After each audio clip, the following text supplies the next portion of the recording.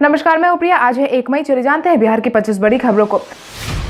बिहार में कोविड-19 प्रभावित व्यक्तियों के आंकड़े में लगातार हो रही है बढ़ोतरी। बिहार में कोविड-19 के मामले लगातार बढ़ते ही जा रहे हैं। स्वास्थ्य मंत्रालय की माने तो बीते दिन तक बिहार में कोविड-19 से प्रभावित व्यक्तियों का आंकड़ा 425 पहुंच गया है। वहीं एहतियात के तौर पर स्वास्थ्य मंत्रालय ने हॉटस्पॉट इलाके में सैनिटाइजेशन की प्रक्रिया को तेज करने का आदेश जारी किया है। साथ ही लोगों की आवाजाही को पूरी तरीके से बंद करवाने का आदेश दिया गया है। वहीं डोर टू डोर स्क्रीनिंग की प्रक्रिया को भी और तेज करने की बात कही गई है।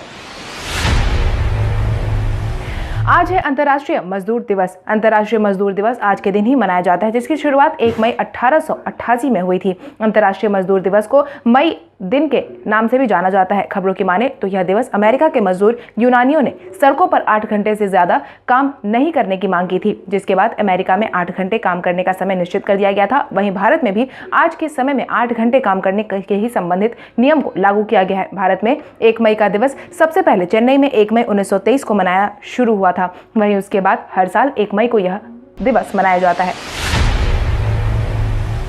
बिहारियों को वापस लाने के लिए 19 अफसरों को सौंपी गई जिम्मेदारी। केंद्र सरकार के फैसले के बाद बिहारियों को वापस लाने की तैयारी जोर शोर से चालू है, जिसके तहत बिहार सरकार ने उन्हें सभी को वापस लाने की जिम्मेदारी सौंपते हुए बिहारियों की आवाजाही को सुनिश्चित करवाने का आदेश जारी किया है। खबरों की माने तो बीते दिन केंद्रीय गृह मंत्रालय ने राज्यों और केंद्र शासित प्रदेशों को आदेश जारी करते हुए इसकी जानकारी दे दी है। आपको बता दें, केंद्र सरकार ने बीते दिन नया आदेश जारी करते हुए इस बात की जानकारी दी थी कि कुछ शर्तों के साथ बिहार के बाहर और अन्य राज्यों के लोगों को अपने घर पर वापस लौटाया जा रहा है। हालांकि केंद्र ने यह भी साफ कर दिया था कि वापस लौटने वाले सभी लोगों का केंद्र सरकार द्वारा जारी की गई गाइडलाइन को फॉलो करना जरूरी होगा। एईएस का सामना करने के लिए बिहार सरकार ने निकाली डॉक्टरों की बहाली। जहां एक तरफ बिहार में कोविड-19 के मामले लगातार बढ़ते जा रहे, वहीं दूसरी तरफ एईएस ने अपने प्रभाव बनाना शुरू कर दिया है। इसी को ध्यान में रखते हुए बिहार सरकार ने एहतियात के तौर पर डॉक्टरों की बहाली करने का आदेश जारी किया था, जिसके तहत राज्य में जल्द ही 1039 पदों पर डॉक्टरों की भर्ती की जाएगी। सरकार की तरफ से इस बात की जानकारी देते हुए स्वास्थ्य विभाग ने बताया कि इन सभी पदों पर बहाली चिकित्सक, शिक्षक, डॉक्टर, टेक्नीशियन और नॉन टेक्निकल कर्मियों के पदों पर की जाएगी।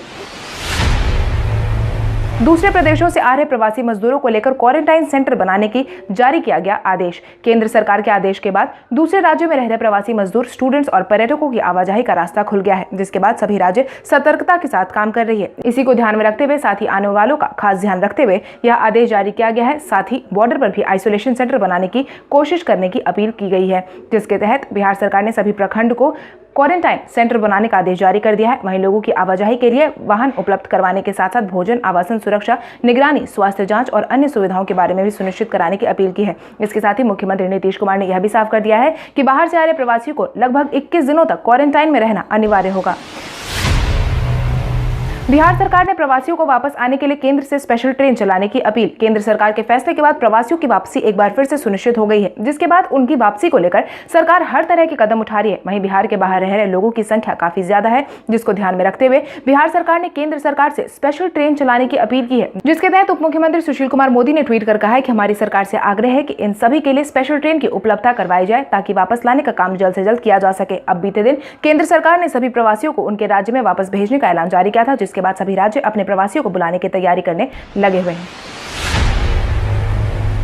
बफर जोन में लोगों की हुई जांच। बिहार में कोविड-19 के बढ़ते असर को देखते हुए मुंगेर के बफर जोन में लोगों की जांच हुई है। आपको बता दें, बफर जोन वह होते हैं जहां पर कोविड-19 के फैलने की आशंका काफी ज्यादा होती है, जिसमें पहले ही जिला प्रशासन एहतियात के तौर पर बैरिकेडिंग और सीसीटीवी कैमरे के तहत जांच की मुहिम को तेज कर देती है। वहीं मुंगेर जिले की सीमा में प्रवेश करने वाले वाहनों को भी अब टनल से होकर गुजरने का आदेश जारी किया गया है, जहां पर गाड़ियों को सैनिटाइज करने का काम किया जा रहा है। आपको बता दें, बिहार के मुंगेर जिले में लगातार कोविड-19 प्रभावित व्यक्तियों की संख्या बढ़ती जा रही है। अब इस जिले में संख्या इतनी ज्यादा बढ़ गई है कि इसे हॉटस्पॉट भी घोषित कर दिया गया है।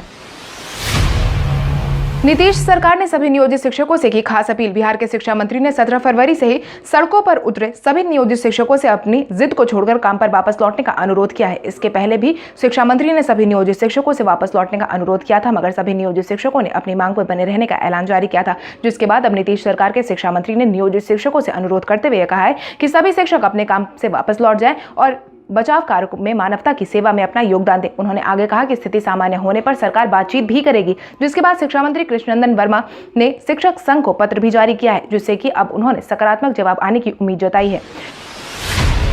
बिहार में 17 कोविड-19 मरीजों ने पास की कोरोना की परीक्षा। जहां एक तरफ बिहार में कोविड-19 के मामले लगातार बढ़ते जा रहे, वहीं दूसरी तरफ बिहार के लिए एक राहत भरी खबर सामने आई है। बीते दिन 20 मरीजों के ठीक होने के बाद कल 17 नए कोविड-19 की मरीज ठीक हो चुके हैं, जिसके बाद बिहार में कुल मिलाकर 82 मरीज पूरी तरीके से ठीक हो चुके हैं, जिसकी जानकारी स्वास्थ्य मंत्री मंगल पांडे ने देते हुए यह बताया है कि यह काफी राहत भरी खबर है। एनएमसीएच में बीते दिन 17 और कोरोना पॉजिटिव मरीज स्वस्थ होकर वापस चले गए हैं। उन्होंने बताया कि बिहार में अब तक कुल मिलाकर 82 मरीज पूरी तरीके से ठीक हो चुके हैं। वहीं बिहार में कोविड-19 से प्रभावित व्यक्तियों की बात करें तो यह आंकड़ा 400 को पार कर चुका है। बिहार के नवनियुक्त शिक्षकों के लिए बिहार सरकार ने जारी की अच्छी खबर। बिहार के सभी नवनियुक्त शिक्षकों के लिए बिहार सरकार ने अच्छी खबर जारी करते हुए 35,000 टीचर्स को जल्द से जल्द वेतन देने का ऐलान जारी किया है। नवनियुक्त शिक्षकों को उनके योगदान की तारीख से अप्रैल महीने तक का वेतन दिया जाएगा। इतना ही नहीं, बिहार सरकार द्वारा निर्देश जारी करते हुए यह भी साफ कह दिया गया है कि अगर किसी शिक्षक के शैक्षणिक प्रमाण पत्र को अगर गलत पाया जाता है तो ऐसी स्थिति में उनकी नियुक्ति को कैंसिल कर दिया जाएगा। उनके खिलाफ सख्त कदम भी उठाए जाएंगे। इतना ही नहीं, सरकार ने यह भी सुनिश्चित करने को कहा है कि नवनियुक्त शिक्षकों के मई महीने का वेतन उनके प्रमाण पत्रों की जांच के बाद ही दिया जाए। सीतामढ़ी में 4 पॉजिटिव मिले मरीज। बिहार में कोरोना के नए प्रभावित जिले सामने आ रहे हैं। इसी क्रम में सीतामढ़ी उत्तर बिहार के कोरोना से संक्रमित के रूप में धीरे धीरे करके उभर रहा है। बीते दिन यहां पर कोविड-19 से प्रभावित एक साथ 4 नए मामले सामने आए हैं। इस तरह यहां पर अब तक कुल मिलाकर 6 लोग कोविड-19 से पॉजिटिव पाए गए हैं। खबरों की माने तो सीतामढ़ी का यह मामला बीते 3 दिन के अंदर ही आया है, जिसकी जानकारी स्वास्थ्य विभाग के प्रधान सचिव संजय कुमार ने बीते एक दिन में ट्वीट अपडेट करके दी है। वहीं खबरों की माने तो ये सभी पॉजिटिव मरीज एक ही परिवार के रहने वाले हैं और कुछ दिनों पहले ही मुंबई से वापस लौटे थे।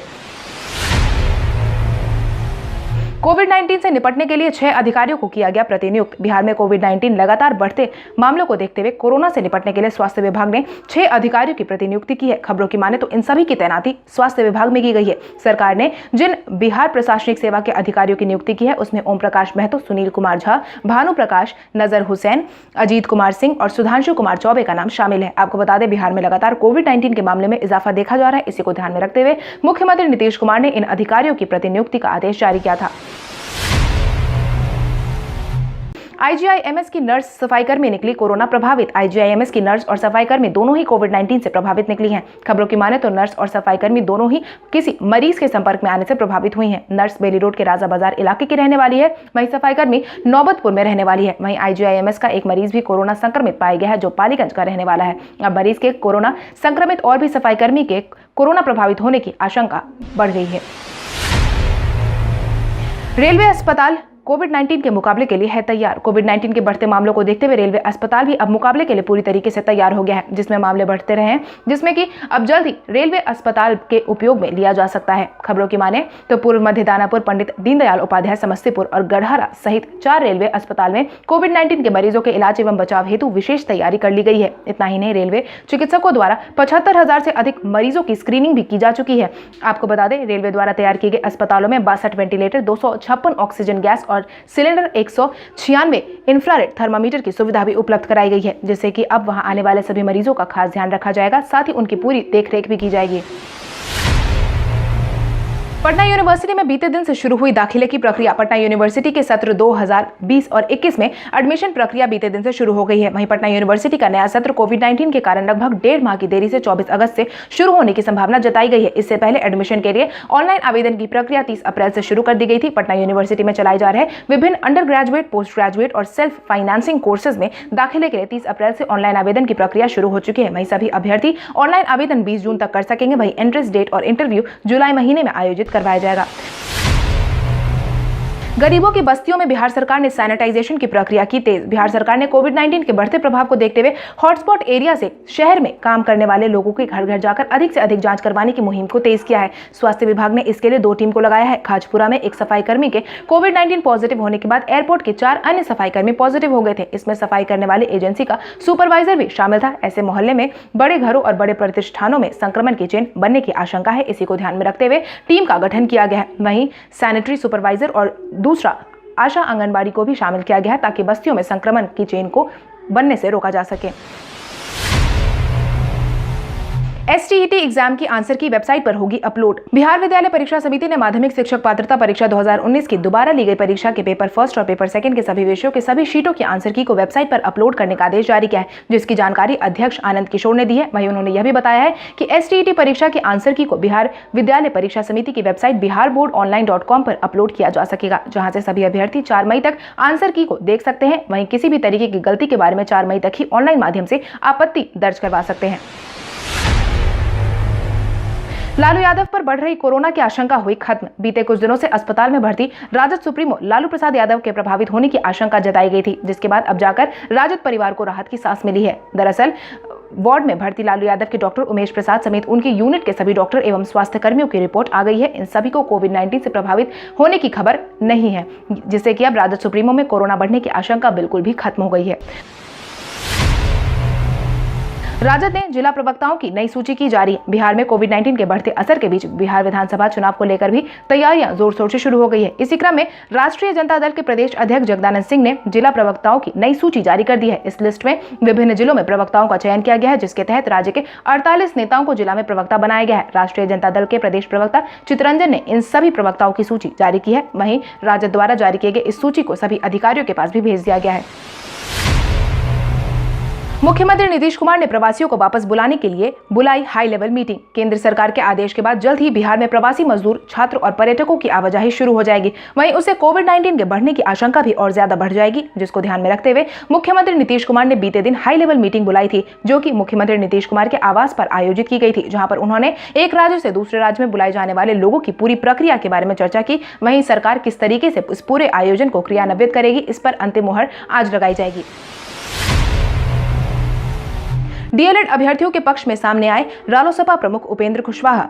बिहार में कोविड-19 के बीच आने वाले विधानसभा चुनाव को लेकर भी राजनीति जोर शोर से हो रही है, जिसके तहत सूबे में कोविड-19 के लगातार बढ़ते मामलों के बीच में रालोसपा प्रमुख उपेंद्र कुशवाहा ने मुख्यमंत्री नीतीश कुमार पर तंज कसते हुए कहा है कि माननीय मुख्यमंत्री श्री नीतीश कुमार जी प्राथमिक शिक्षकों की बहाली प्रक्रिया में हाईकोर्ट के निर्देशानुसार सभी डीएलएड अभ्यर्थियों की उम्मीदवारी सुनिश्चित करते हुए शिक्षकों की लंबित बहाली को अविलंब पूर्ण करें। आपको बता दें, राज्य सरकार ने 1 लाख पंचायत शिक्षकों की बहाली पर रोक लगा दी थी, जिसको लेकर उपेंद्र कुशवाहा ने मुख्यमंत्री नीतीश कुमार पर यह तंज कसा है।